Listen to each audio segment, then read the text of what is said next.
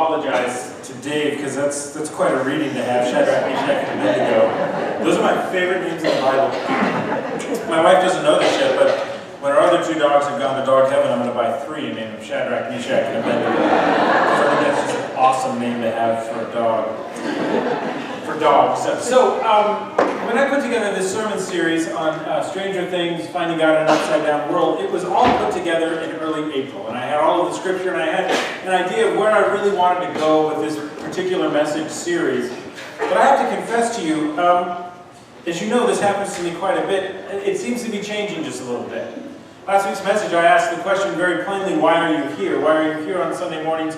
Why didn't you sleep in? Why didn't you go have breakfast? What makes you get up every morning? What is your why for coming to church? And as I was praying and thinking about this particular message with Shadrach, Meshach, and Abednego, the why question came up again. And it's going to come up again next week. So I'm just giving you kind of a fair warning that why seems to be the theme for this particular sermon series. Next week we're going to talk about why religion and why we hold some of the religious traditions that we do, and how sometimes they can get in the way of our worshiping God. So, just something to look forward to. Tell your friends. A couple weeks ago, Joe came in and he wanted to see pictures of the man on the moon. And so we just went on the computer, got Google, and I typed in Neil Armstrong, and sure enough, pictures and videos and stories came up of the first, of walking on the moon. And Joe was fascinated by it, and I said the thing that parents always say to their kids: you have it so much easier now than I did back then. He said, how did you look up stuff like this? So I had to explain to him that we had to go to the library, we had to look at the cards, and we had to do all of these things.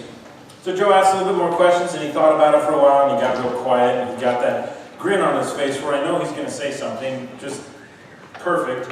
And he made his favorite joke. He goes, gosh, Dad, it must have been so hard to grow up in the 1900s. He had a smile on his face, so I did what any parent would do. I told him to shut up and leave the room.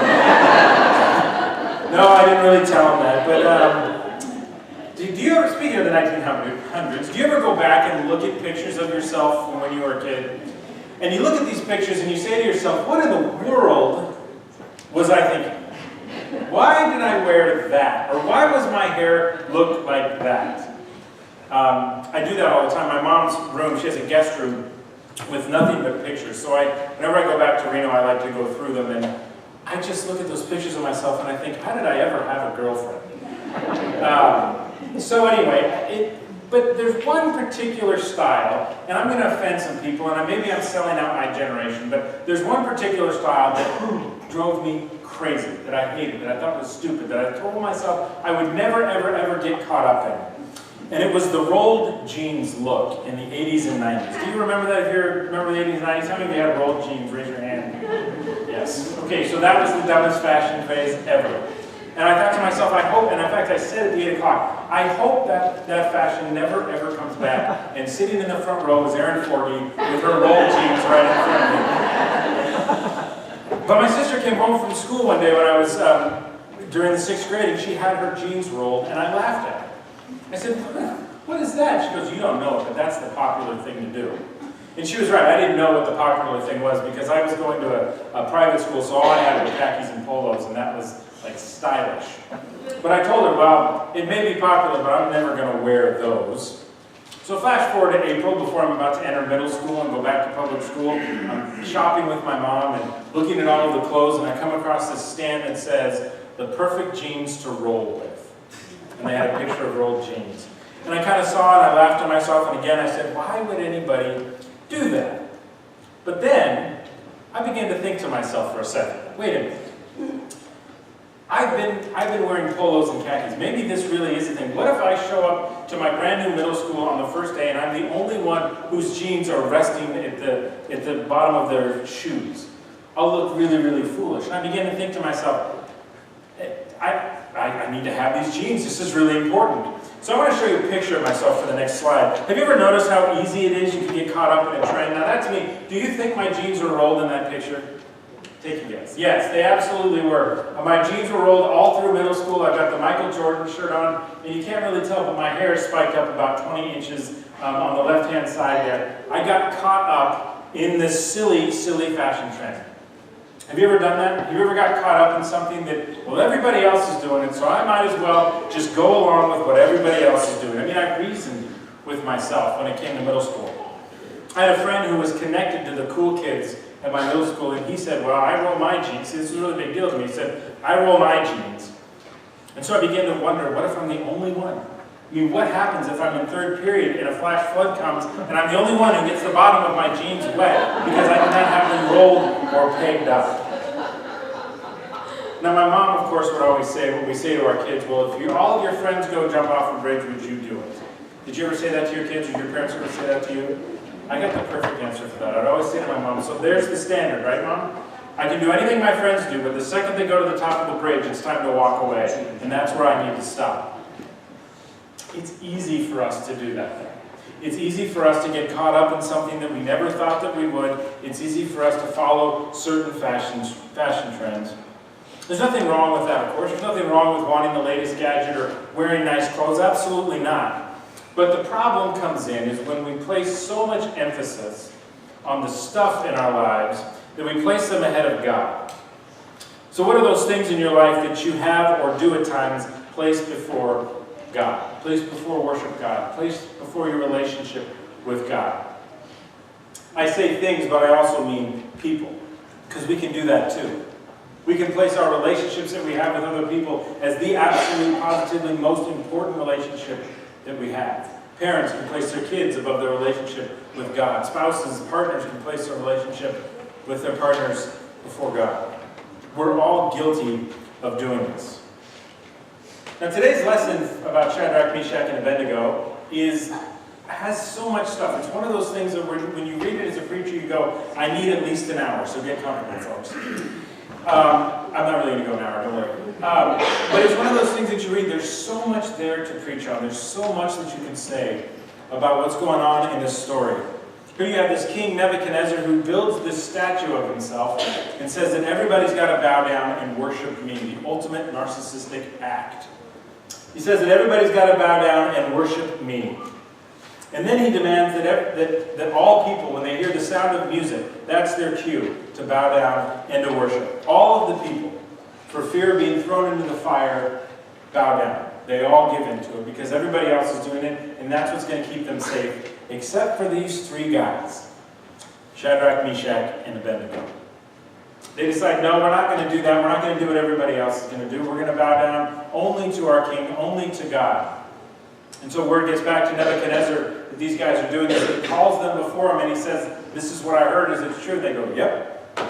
And Nebuchadnezzar says, I'm going to give you one more chance to bow down. We're going to play the music and you're going to bow down or you're going to be thrown into the furnace. And I love the response that these three guys give. They go, we don't even have to give you a defense. We don't even have to answer to you. But just so you know, King, our God will deliver us from that furnace. And even if he doesn't, make sure that you write down that we will never, ever worship your God, because our God is the God and is the greatest God.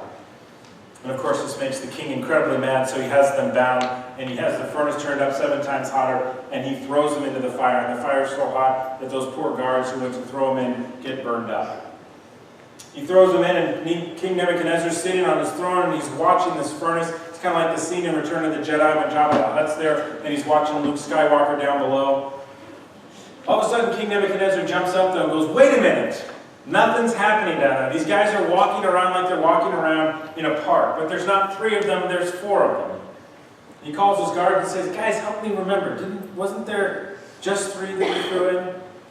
And notice this 4th guy walking around with them in the fire, keeping them safe. And we can all talk about, as a different sermon, about who that 4th guy was that was walking around, but King Nebuchadnezzar describes him as somebody who has the face of a god. So who do you think that is? That's a different discussion for a different time. I don't want to get into that. I want to talk about the relationship between these 3 guys. I want to talk about Shadrach, Meshach, and Abednego. I don't want to talk about why they did what they did and how they remained strong. I want to talk about why they were friends, or why they were brothers together, or why they were accountability, however they defined their relationship. Why did they choose to be friends? Why did they choose to stick together? I would love to go back and ask them that why question. Why is an incredibly important thing that we can ask ourselves in life. Again, not why didn't you bow down, Shadrach, Meshach, and Abednego, but what was it that kept you strong? What was it about your guys' relationship? I want to get to the heart of that relationship that the three of them had. Because I think if we can understand why, we can understand what they did, we can understand how they did it with their faith in God. So why were they friends? Yesterday I was up in Sacramento at the Senate Assembly with our church members, Havala Forgy, Nancy Nauman, and Pastor Sammy Sinkiovale. And Pastor Brian was there as well. And we were sitting around at our table, and we had a guest speaker. And she asked us to get together in a group and talk about what we value most in ministry. And so we went around a table and gave our answers, and Pastor Brian's answer was, what he values most in ministry is community. I think that's a great answer. I think that's true of our community at Christ Lutheran Church, that we're a community that takes care of each other, but we also take care of our community. We also go around the world with our gifts to Thailand and our gifts to Africa. So I think that's seen. And Havala gave her answer, and Sammy and Nancy.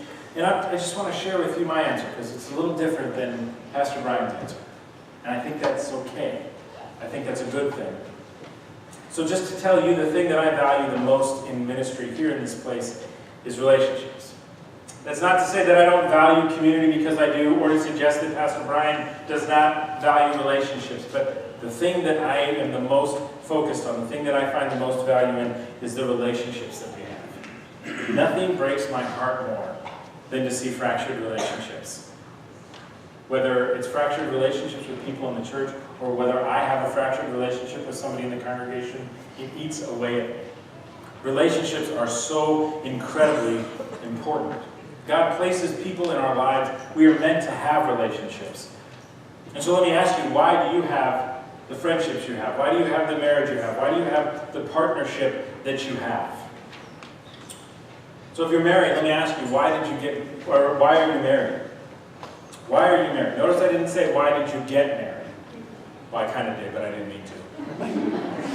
But why are you married now? Not why did you get married 5, 10, 15, 20, 30, 40 years ago? Because that's an easy story to tell. It's an easy story to tell of why you got married, because you fell in love, or because she was the greatest, or he was the sweetest, and you got along so well, and you agreed on the number of kids, and yada, yada, yada. Those are all good things. That's an amazing story. But why are you married now? Or why are you in the relationship that you're in now? Why are you committed right now? Do you still get excited to see your spouse or partner come home? Do you still get excited to see them at night? Are they still the first person you can't wait to tell about your day? Are they still the same person that you would stay up with and talk to the wee hours of the morning because you're so locked in on your conversation? Does your spouse or your partner still make you laugh the way that he or she did when you first got together? Why are you still married? Why would you choose to marry your spouse again if you would? And why would you not? What are the most important things in relationships? Who are the people in your life that will walk through fire with you? Why do you have the friendships that you have? Who are the people in your life that when the pressure is turned up, you know that you can call on them and they'll be there as quickly as humanly possible. They'll drop everything for you. Can you imagine the kind of trust and accountability that these three guys, Shadrach, Meshach, and Abednego, must have had to be able to stand up to this king and not bow down to a stupid statue? You know, we read this story and we hear how brave they were, we hear their story, but we don't get to hear the conversation that they had when they found out what the king was commanding them to do. I mean, don't you kind of think that they had a little conversation like, I don't know, what do you want to do? I don't know, what do you want to do? This conversation between Shadrach, Meshach, and Abednego. What if Meshach was like, well, I think we should just bow down. Like, let's bow down. God knows our hearts. He knows we're not really going to worship them, that we're just doing it to stay alive, and I've got a family, and I've got all these things that I need to take care of. What if that was Meshach? And what if Abednego was a fence sitter? And Abednego's like, well, he's making a lot of sense. Let's go in that direction. And what if Shadrach was the one who reminded them of their ancestors? Guys, remember what happened to the Israelites when they bowed down and worshipped this golden calf? God didn't take too kindly to that. Remember when our ancestors asked for a human king? That didn't go well for us either. Guys, we probably should learn from our past and learn from our ancestors. And maybe we shouldn't bow down. I have to believe that between these three, that's why God put the three of them together and not two of them. That God placed these three in their lives to stand up and to remain faithful to God. We all need a Shadrach, Meshach, and Abednego in our lives that can hold us accountable and we can hold them accountable as well. That will be there for us no matter what. So last week I told them the story of my good friend Ryan, who had the worst day of his life. But he's I'm going to label him I'm going to call him my Abednego. He was my closest friend, but I never saw how close he was until my senior year. I was sitting at lunch, I told this story before, and I got jumped by an entire gang while sitting in my car. It's not fun. When you get beat up by an entire gang, and all of a sudden your sense of safety goes away. And you feel isolated, and you feel alone, and you just feel like all of a sudden the world is not safe. So this day that I'm sitting in the nurse's office, and I'm holding ice to my head, and my head is still ringing from the numerous punches that I took to the face. And I hear a commotion, and I see Ryan come right through the front office, and he bursts past the doors, he goes past the receptionist, and he finds the vice principal, and he gets nose to nose with the vice principal in his face. And he says, "Where were you?" But he didn't say where, he said heck. And he didn't say heck, he said the other one. And he didn't say the other one, he actually said the really bad word to the vice principal at the top of his lungs so that everybody in the office could hear. And when he got in the vice principal's face, he bumped him in the chest. Now, I'm not suggesting you go out and bump the principal in the chest or anything like that. But nobody could ever come to my defense that way. Ever. I watched this whole thing unfold, and in that moment I knew why I was friends with Ryan. Because he had my back. Because he cared about me. Because he came to me after he settled down and he said, "Man, I wish I would have been there." He says, "We probably both would have gotten absolutely demolished, but we would have got our licks in." He said, "I'm sorry I wasn't there." That's why I was friends with him. He had my back. My senior year of college, just before Christmas break, I stopped by my friend Brian's room. I knocked on the door, I walked in, I said, "Hey Brian, do you have a second? Can I talk to you?" He said, "Yeah, I only have a couple seconds because I'm getting ready to take my final. What do you need?" And I just said, "I just want to let you know I'm going to go over Christmas, I'm going to ask Gail to marry me." And he slammed his book down and he pushed his chair away from the desk and he sat across the table from me and he handed me a Diet Coke, which is the way to my heart. And he looked me in the eye and he said, "Are you sure?" It's a fair question. He said, "Listen, are you sure?" He said, "I love Gail. She's great. She's awesome, but I love you even more. And I want to make sure that this is the girl that you want to spend the rest of your life with." And I knew why we were friends. Brian and I were friends because he loved me. And because I loved him, and we looked out for each other. And God put Brian in my life at a particular time, at a particular place, to ask an incredibly important question. He was asking me the why question when it came to Gail. Why do you keep the company that you keep? Why do you have the relationships that you have?